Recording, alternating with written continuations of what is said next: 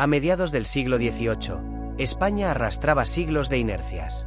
Un país profundamente religioso, rural y desconfiado del cambio, donde la tradición pesaba más que la razón.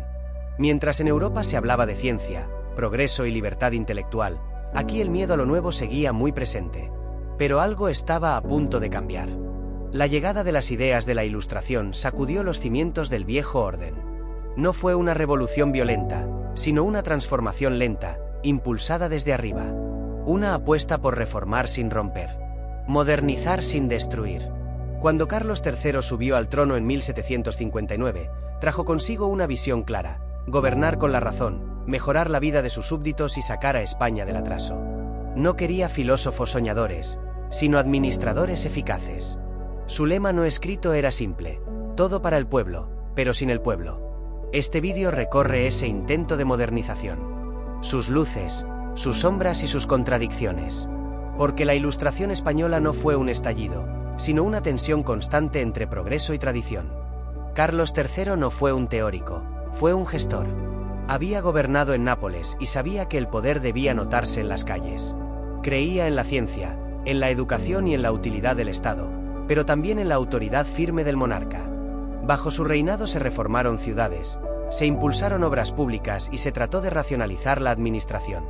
Madrid cambió su rostro: alumbrado público, alcantarillado, limpieza urbana. La capital debía reflejar un país moderno. Se fomentó la agricultura, se apoyó la industria y se intentó romper monopolios absurdos. El Estado comenzó a intervenir para mejorar la economía, no solo para recaudar impuestos. Aparecieron figuras clave: ministros, ingenieros, reformistas que creían en el progreso técnico. Pero todo tenía un límite. Carlos III desconfiaba de las masas y del debate político abierto. No quería ciudadanos críticos, sino súbditos más productivos. La Ilustración española avanzaba con cautela, siempre bajo vigilancia. El rey empujaba hacia adelante, pero sujetando las riendas con fuerza. Uno de los grandes choques del periodo fue con la Iglesia. La Ilustración defendía la razón, la educación y la utilidad social. La Iglesia, en muchos casos, representaba el inmovilismo. Carlos III decidió intervenir.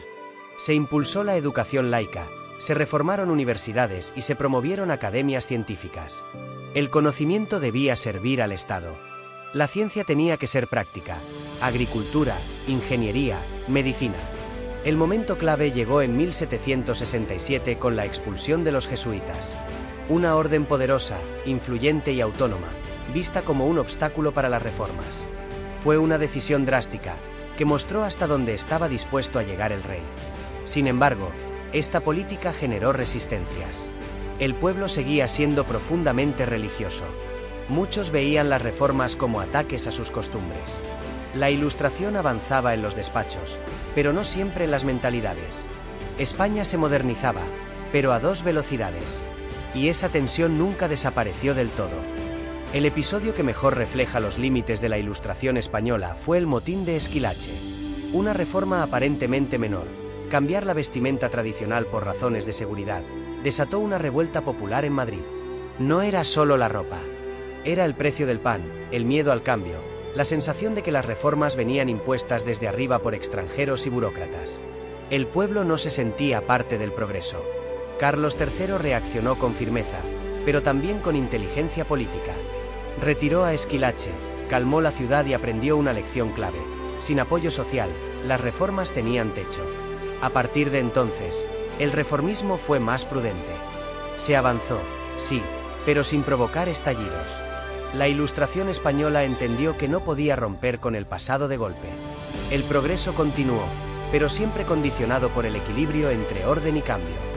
Cuando Carlos III murió en 1788, dejó una España distinta. Más limpia, más ordenada, más racional. No era una nación ilustrada al estilo francés, pero tampoco la misma de principios de siglo. Las reformas habían sembrado ideas nuevas: utilidad, razón, ciencia, educación. Pero no habían transformado profundamente la sociedad. El absolutismo seguía intacto. El pueblo, al margen del poder. Aún así, la semilla estaba plantada. Las generaciones siguientes heredarían esas tensiones.